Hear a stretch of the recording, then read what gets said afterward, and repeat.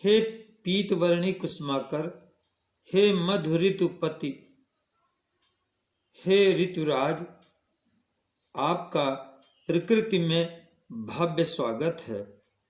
हम बाहें फैलाकर आपके स्वागत के लिए आतुर हैं।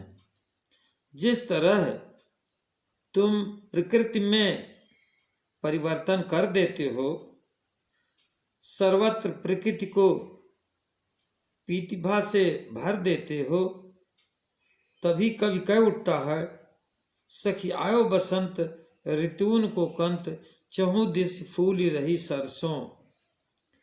चारों तरफ प्रतिभा ही छा जाती है, इसीलिए आपको सर्वप्रिय चारुतरम बसंते कह दिया जाता है। आप सकल संस्कृति को तुमने सदा से तरंगित किया है, सुगंधित किया है, वासंतिक वायु से भर दिया है। हे मधु ऋतुपति, तुम्हारा आगमन प्रतिध्वनित करता है नवीन शैली को। तुम कण कण में मधुरस विद्यमान कर देते हो, तभी अमराइयों में सुंदर बौरें आपके आगमन की सूचना देने लगती हैं। सुगंधित मादक वायु सर्वत्र प्रसरित होती है। इसी अवसर पर सरस्वती देवी जी का भी हम प्राकट्य मान लेते हैं, और सरस्वती देवी हमारी बुद्धि की अधिष्ठात्री देवी हैं। बिना उनकी कृपा से व्यक्ति कभी भी समुन्नत नहीं हो सकता। जब तक उनकी कृपा नहीं होती, तब तक हमको प्रत्यक्ष दिखाई नहीं देता। जैसे ही उनका आगमन होता है, मन एकाएक आह्लादित होकर के कह देता है, जब हमने जाना बस इतना ही जाना, अभी तक हमने कुछ नहीं जाना। उनकी कृपा से ही सारे दोष, दृष्टि दोष समाप्त हो जाते हैं।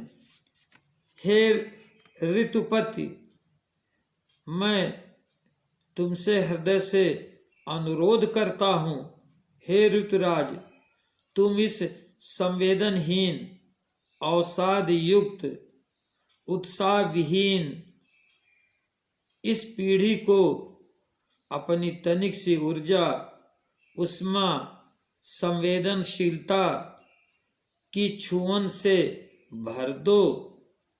उनके अंदर कमनीयता, सुंदरता, उत्साह, पौरुष, पराक्रम दे दो। मुझे विश्वास है कि हे कुसुमाकर, तुम्हारी वही कमनी, मधुरस पूरित, ऊर्जित दस्तक ही आज संस्कृति की लाल रंग की भयावता से मुक्त कर पीत रंग रूपी उल्लास से पूरित कर देगी। अर्थात जैसे प्रकृति में ऋतुराज के आने से परिवर्तन हो जाता है, यहाँ जो शीत से कांप रहे थे, जिनके प्राणों तक आ गई थी, वो बसंत ऋतु के आने से ही समाप्त हो जाती है। बसंत ऋतु अपनी उष्मा से उनको प्रफुल्लित कर देते हैं। उसी तरह हे कुसुमाकर, आप हमारे हृदयों को भी उल्लसित करें, उनमें नए भावों का बीजारोपण भी करें। धन्यवाद।